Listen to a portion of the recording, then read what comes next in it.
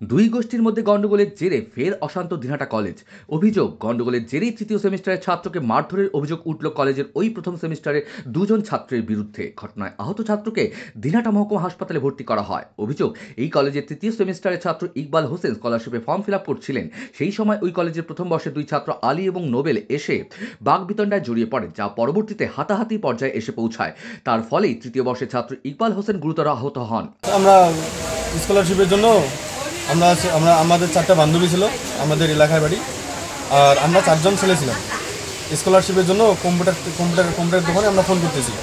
Phone করে করে SSP কোডগুলো নিচ্ছি যে ভাই এসএসপি কোড লাগে, ওটা সাবমিট করে দে, তারপর জমা দিয়ে একবারে বাড়ি যাবো।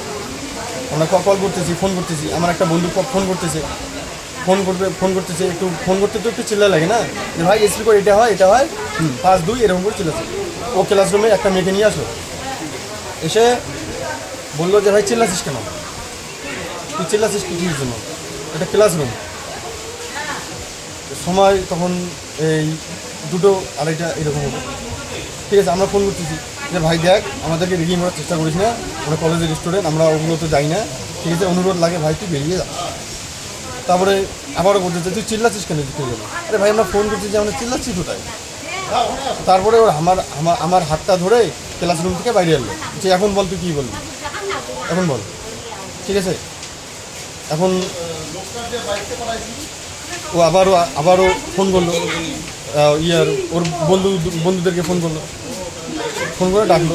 একটা ছেলে আসলো, নোবেল নাম, ও আসলো, এসে আমি ওকে বিষয় দিচ্ছি, ভাই দেখ তুই আমাকে চিনিস, আমরা তো তুই তো জানিস আমরা কাজেতে যাই না, ওগুলোতে যাই না, আমরা আসি ক্লাস করে চলে যাই। তা ও বললো তুই ওইখানে কী বললি, ও আমাদেরকে বলতেছি ওইখানে কী বলতেছিস।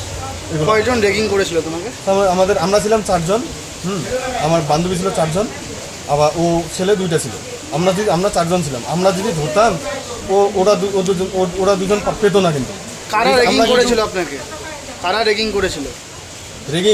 রেগিং নোবেল, আর হেডলাইনে আছে ওই আলী আমার মানে ওর হাতের একটা ছিল, ওটা দিয়ে বাড়ি মারছে, মাথায় বাড়ি একটা এখানে নাকে কানে মারছে, আর মাথায় মারছে একটা।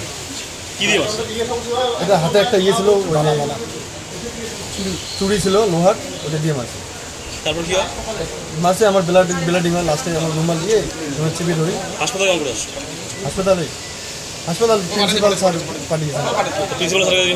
হ্যাঁ গেছিলাম, রিপোর্ট দিয়েছি প্রিন্সিপাল স্যারকে। তো বলে ভাই আগে তুই হসপিটাল যা, আবার পরে হবে, এখন আমি দেখে নেবো। কী নাম তোমার? ইকবাল হোসেন, কোন ক্লাস? 3rd semester. কলেজে ইকবাল নামে আমার ভাই, তো ও কলেজে গেছিলো, সাথে এও ছিল। তো এরা সবাই মিলে প্রজেক্টের জন্য একটা ক্লাসের মধ্যে বসেছিল, স্কলারশিপের জন্য। সেই সময় আলী নামে ছেলেটা, ও আলী ব্যাপারী, ও গিয়ে মানে ডাইরেক্ট এদেরকে বলছে এখানে চিল্লা লাগিসের জন্য। তো এদের মতো এরা একটা রুমের মধ্যে যে 4-5 জন থাকে, ওটা একটু কথা বললে বেশি শোনা যায়। ও পুরো হুমকি দিয়ে দেওয়ার পর কিছুক্ষণ পরে বলতেছে ঠিক আছে তোদের দেখতেছি। দেখার পরে নোবেল নামে ছেলে, নোবেলকে ডাইকে নিয়ে এসে, হাতে বালা ছিল, বালা খুলে নিয়ে ইকবালকে মাইরে পুরো মাথার মধ্যে সেলাই পড়ছে। এটা কি কোনো কারণে নোবেলের নামে কলেজের প্রতিটি স্টাফ থেকে শুরু করে প্রিন্সিপালের নিজের কমপ্লেন আছে। ও প্রতিনিয়ত শান্ত কলেজটাকে এইভাবে অশান্ত করতেছে।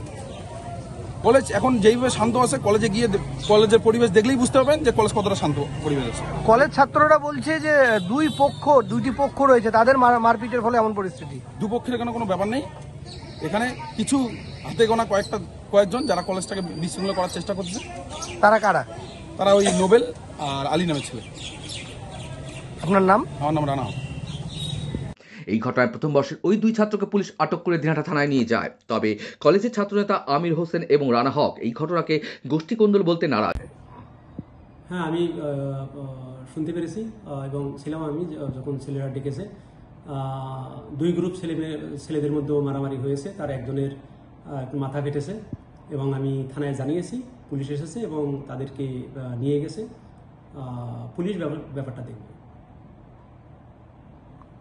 তবে এই বিষয় নিয়ে দিনহাটা কলেজের অধ্যক্ষ আব্দুল আউরাল বলেন, আমি খবর পেয়েছি একজন ছাত্র আহত হয়েছেন।